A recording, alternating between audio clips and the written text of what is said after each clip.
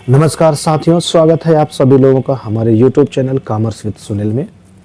आप सभी प्यारे विद्यार्थियों के लिए लेखा शास्त्र से संबंधित परीक्षा में पूछे जाने वाले जो भी प्रश्न हैं, उन सारे प्रश्नों की एक सीरीज लेकर के आए हैं। जो प्रश्न आपको बताए जाएंगे वही प्रश्न ही परीक्षा में आपके पूछे भी जाते हैं। 70 से 80% डिक्टो यही प्रश्न आपके एग्जाम में बनते हैं। तो जो भी विद्यार्थी लेखा शास्त्र सब्जेक्ट को लेकर डर रहे थे, उनको अब डरने की कोई जरूरत नहीं है। लेखा शास्त्र को एकदम आसानी से आप पास कर जाएंगे। बस जितने प्रश्न आपको कराए जाएंगे वो सारे प्रश्नों को आप याद कर लीजिए, उसके बाहर कुछ भी नहीं जाएगा, आप आराम से पास कर जाएंगे। तो चलिए स्टार्ट करते हैं हम लोग पहले क्वेश्चन से। सबसे पहले हम लोग बहुविकल्पी प्रश्नों का अध्ययन करेंगे। बहुविकल्पी के बाद फिर अति लघुत्तरी प्रश्नों का अध्ययन करेंगे, फिर लघुत्तरी प्रश्नों का करेंगे और उसके बाद अंत में हम लोग करेंगे दीर्घोत्तरी प्रश्न। तो सभी प्रश्नों का उत्तर आपके सामने रखा गया जाएगा।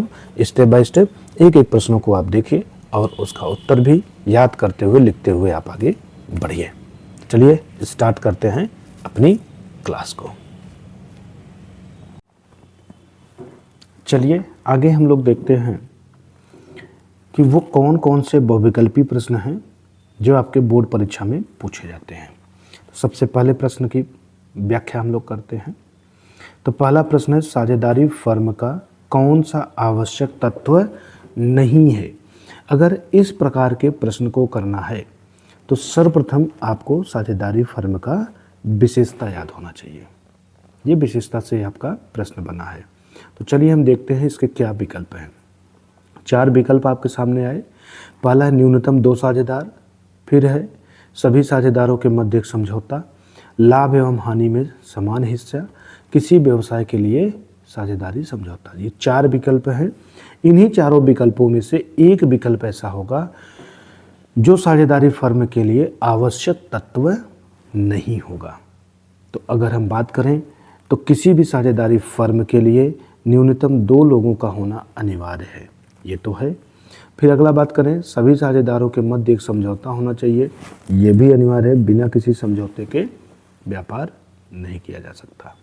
अगला बात करें, लाभ एवं हानि में समान हिस्सा।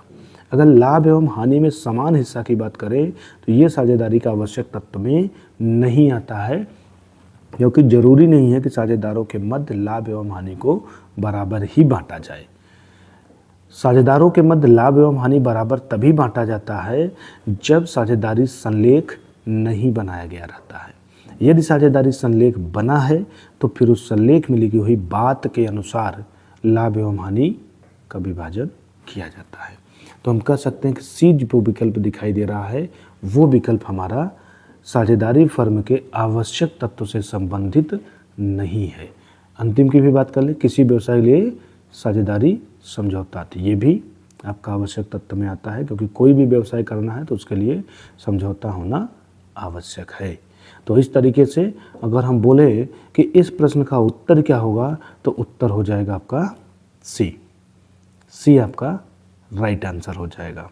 साझेदारी फर्म का कौन सा आवश्यक तत्व नहीं है, तो आंसर आपका क्या हो जाएगा, लाभ एवं हानि में समान हिस्सा।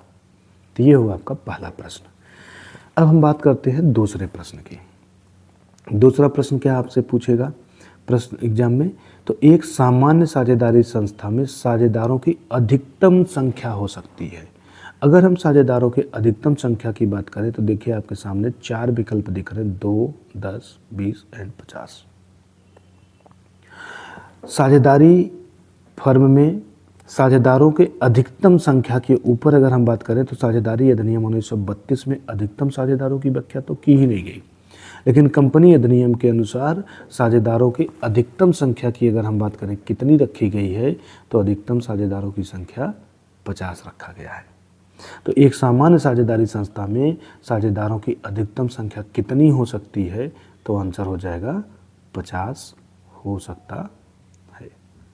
तो आपका इस प्रश्न का आंसर क्या हो जाएगा, 50 हो जाएगा। प्रश्न नंबर सेकंड का आंसर कौन सा हो जाएगा, तो ऑप्शन नंबर डी आपका राइट आंसर हो जाएगा। 50।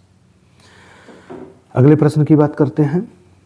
साझेदारों में लाभ हानि का बंटवारा किया जाना चाहिए, किस अनुपात में किया जाना चाहिए? तो देखिए आपके सामने 4 ऑप्शन दिख रहे हैं। पहला पूंजी के अनुपात में, दूसरा बराबर बराबर, तीसरा साझेदारी संलेख के अनुसार और अंतिम है ये सभी।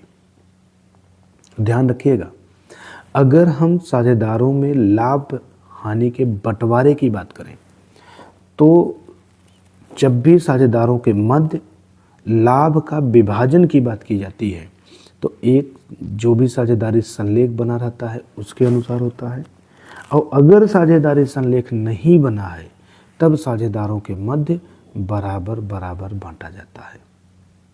तो हम कह सकते हैं कि लाभ हानि का विभाजन साझेदारी संलेख के भी आधार पर होता है और बराबर बराबर भी होता है, परंतु बराबर की शर्त तब लागू होगी जब साझेदारी संलेख न बनाया गया हो। तो अगर ऑप्शन में आपको साझेदारी संलेख दिखाई दे रहा है तो इसका मतलब कि साझेदारी फर्म में होने वाले लाभों का विभाजन साझेदारी संलेख के अनुसार किया जाएगा, ना कि बराबर बराबर किया जाएगा। तो क्वेश्चन नंबर 3 का आंसर अगर हम बात करें क्या हो जाएगा, तो आंसर हो जाएगा सी। ठीक है, फिर अगले प्रश्न की तरफ चलते हैं। तो अगला प्रश्न हमारा है, एक साझेदार का फर्म के साथ संबंध होता है। किसी एक साझेदार का फर्म के साथ कैसा संबंध होता है? तो विकल्प देखिए 4 है। पहला एक स्वामी के रूप में, दूसरा एक एजेंट के रूप में, तीसरा है स्वामी तथा एजेंट दोनों के रूप में, और अंतिम है एक प्रबंधक के रूप में। अब अगर हम बात करें कि साझेदार का फर्म के साथ कैसा स्वामित्व संबंध होता है, तो ज़्यादातर बच्चे एक स्वामी के रूप में टिक मार के छोड़ देंगे। सही भी बात है, किसी भी साझेदारी फर्म का जो मालिक होता है वो फर्म का साझेदार ही होता है, तो साझेदार एक स्वामी के रूप में होता है। मैक्सिमम बच्चे यहीं पे टिक करके छोड़ देंगे। लेकिन ध्यान रखना, एक साझेदारी फर्म में साझेदार का फर्म के साथ संबंध मालिक के साथ साथ एजेंट के भी रूप में होता है, मालिक के साथ साथ एजेंट की भी रूप में होता है। तो अगर आप ए सही कर देंगे तो बाकी आपका उत्तर बी वाला तो गलत हो गया। तो इसका मतलब ए भी सही है और बी भी सही है। मतलब एक साझेदार का फर्म के साथ अगर पूछा जाए संबंध कैसा होता है तो आंसर होगा स्वामी और एजेंट दोनों प्रकार का होता है। तो जिस विकल्प में स्वामी और एजेंट दोनों दिखाई दे रहे हैं, हम कहेंगे कि वही विकल्प हमारा इस प्रश्न के लिए राइट आंसर बन जाएगा। तो क्वेश्चन नंबर 4 हमारा सही आंसर हो जाएगा। क्वेश्चन नंबर 4 का सी वाला ऑप्शन हमारा सही आंसर हो जाएगा कि एक साझेदार का फर्म के साथ जो संबंध होता है वो स्वामी तथा एजेंट दोनों का होता है। तो ये हमारा क्वेश्चन नंबर 4 समाप्त हुआ। 4 क्वेश्चन आपको बताए गए। 4 क्वेश्चन में अगर किसी भी प्रकार की कोई भी डाउट हो तो आप पूछ सकते हैं। हर एक क्वेश्चन का आंसर एकदम आसान से आसान भाषा में आपको बताने का प्रयास किया जाएगा, जिससे आपको किसी भी प्रकार का कोई कन्फ्यूजन ना होने पाए। बहुत अच्छे अच्छे प्रश्न बहुविकल्पी के लाए गए हैं जो आपके एग्ज़ाम में पूछे जाते हैं। तो कोशिश आप लोग यही करिए कि जितने क्वेश्चन बताए जा रहे हैं सारे क्वेश्चन को याद कर डालिए, मतलब वो सारे क्वेश्चन आपके तैयार हों, उन क्वेश्चनों में कोई भी कन्फ्यूजन आपसे नहीं होनी चाहिए। बाकी अगर किसी बच्चे को दिक्कत परेशानी होती है तो नंबर मेरा डिस्क्रिप्शन में दिया गया है, स्क्रीन पे भी शो कर रहा होगा, आप उस पर कॉल करके अपने डाउट को पूछ सकते हैं।